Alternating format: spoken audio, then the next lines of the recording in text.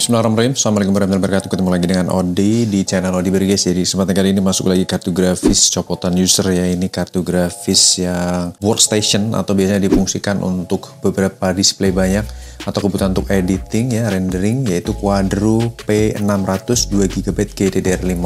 Jadi ini aku dapetin unit only ya, copotan dari PC personal. Jadi ini ada kategori untuk kartu grafis ini kategori SFF ya, small form factor. Jadi untuk PC kecil, cuman ini aku dapetin untuk bracketnya ini panjang ya, bracketnya panjang, long bracket. Jadi kalau mau dipasang di PC kecil ya tinggal dilepas aja bracketnya, udah tentu bisa ya. Ya ini desainnya seperti ini ya, seperti yang sebelumnya pernah aku dapetin tuh P400, tapi ini dapetin spek yang di atasnya P600, yaitu kipasnya mini ya, single fan, always on, bisa ekspresinya generasi 3.0 tentunya startingnya.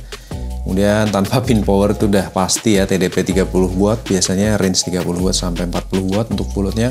Dan untuk displaynya ini ada mini DisplayPort 4 biji ya. Jadi ntar aku bakal bonusin converter dari mini DisplayPort to VGA ya, supaya kartu grafis ini tetap bisa digunakan, karena untuk monitor yang mini display itu tentunya akan sangat sedikit sekali kita jumpai ya, dan rata-rata mungkin membutuhkan converter. Kemudian untuk di belakang bagian portnya ini masih mulus bening ya, mantap. Jadi ini keluaran dari PNY untuk Quadro P600 nya. Ini ada logo PNY Teknologis. Jadi ini unitnya unit yang kondisinya masih mantap juga guys, mulus bening jos. Oke, tanpa berlama-lama, karena aku biasa melakukan tes untuk kebutuhan 3D ya, kita akan tes di 3D Mark menggunakan Night Red. Kita akan lihat bagaimanakah performa dan kinerjanya, kalah nggak sih dengan kartu grafis yang pada umumnya. Kita akan langsung pasang kerik dan let's go. Oke, Quadro P600 ya, 2GB GDDR5, unit only, dan ntar saya sertakan converter. Ini TDP di 80-an watt ya.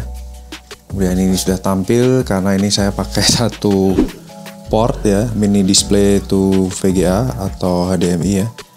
Saya convert lagi, jadi ini bisa tampil di satu monitor HDMI, suhu di 31 derajat Celcius ya, adem. Spesifikasi mantap juga jos. Kita akan tes ya. Jadi ini spesifikasi untuk Nvidia Quadro P600 ya. Dan wattmeter di situ posisi di 80-an watt ya. Kita coba look up untuk spesifikasi kartu grafisnya. Quadro P600 ya. Jadi dia arsitekturnya bernama Pascal, masih kan Samsung ya. Untuk foundry-nya 3300 juta transistor dengan DirectX-nya udah 12_1, memorinya 2GB GDDR5, TDP 40 watt itu maksimal ya. Suggested power sampai 200 watt ya. Dan di sini ada 4 display mini DisplayPort ya, non pin power. Kemudian untuk encodernya Gen 6, decoder Gen 3, kita akan coba tes nih guys. Untuk kartu grafisnya kita coba benchmark menggunakan Night Red ya, kita running aja. Kita coba nih.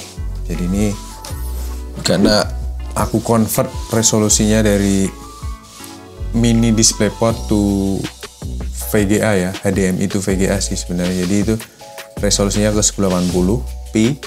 Dimana kalau mini DisplayPort tuh resolusinya bisa gede banget sih sebenarnya.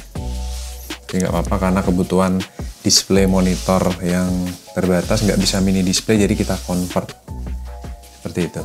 Tempo hari kalau nggak salah aku dapetin yang P400, dan sekarang aku dapetin yang di atasnya sedikit P600 ya, dan performanya tentunya lebih bagus dari P400 ya. Kita akan lihat bagaimanakah kinerjanya.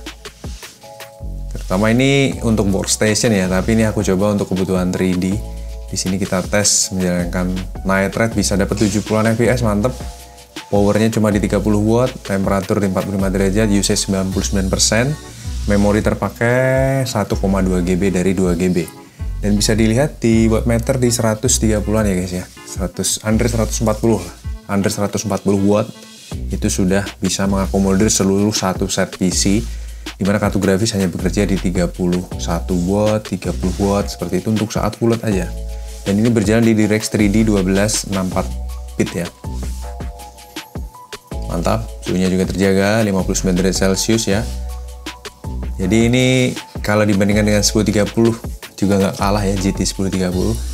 Tapi kartu grafis ini yang kita tes Quadro P600 itu memiliki kelebihan yang lebih spesifik ya. Dia memiliki akurasi warna yang bagus untuk kebutuhan workstation, monitoring, editing tentunya lebih proper karena memang didesain untuk editing dan menghasilkan kualitas warna yang akurat. Lanjut ke graphic test 2, sama berjalan di 100-an fps ya, setara dengan kalau performa 3D-nya ya kayak 750 Ti, kayak GT 1030. Cuma ini lebih oke lah ya. Untuk pencapaian fps-nya juga lebih stabil, no line, no stuttering, no screen tearing, no artifact, no coil whine untuk kategori seperti ini. Kipasnya mini, performanya juga mantap jiwa. 32 watt selama pantauan saya saat ini yang tertinggi untuk TDP dari GPU powernya ya. Usage tetap stabil di 99%, jadi kartu grafis ini masih bisa bekerja dengan maksimal ya di performa tertingginya. Dengan clock speed juga bisa maksimal. 68 derajat Celcius tuh untuk kategori kartu grafis SFF atau kecil itu masih sangat menggigil guys, seperti itu. Wattmeter juga stay di under 150 watt ya, jadi itu tanda bahwa kartu grafis ini masih sangat bagus untuk performanya karena termaintenance juga ya untuk kondisi kartu grafisnya. Oke, lanjut ke CPU test. Ini sebenarnya untuk bisa dialihkan ya, tapi kita tetap harus lewati supaya mendapatkan skor yang valid.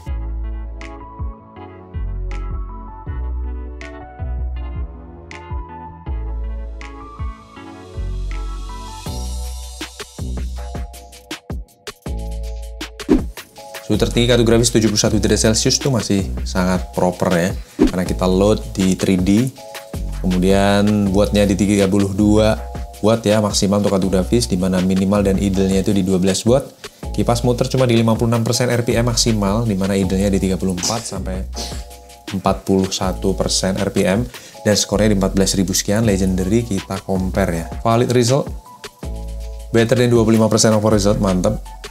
Dengan average temperatur di 61 derajat Celcius itu masih sangat menggigil ya, masih sangat menggigil banget guys. Dimana di sini aku combine dengan Ryzen 5. Untuk GPU clock, memory clock juga stabil. Secara sensor kalau kita intip di sini, GPU clock mentok di 1620, memory clock di 1002 MHz ya. Kemudian GPU powernya konsumsinya di 32,6 watt maksimal, average 15 watt, idle-nya di 12 sampai 13 watt. Jadi untuk Quadro P600 yang kita tes saat ini memiliki performa yang mantap jiwa ya. Jadi dia memiliki performa 3D yang oke. Untuk kebutuhan editing, rendering tentunya dia lebih pro dibandingkan yang kartu grafis biasa. Jadi ada satu unit buat teman-teman yang butuhkan, ini aku kasih bonus converter dari mini display to VGA ya. Bisa mampir lapor di Berry, hanya ada satu unit. Kita akan lanjut kartu grafis berikutnya. Terima kasih banyak atas atensinya. Wassalamualaikum warahmatullahi wabarakatuh. Bye bye.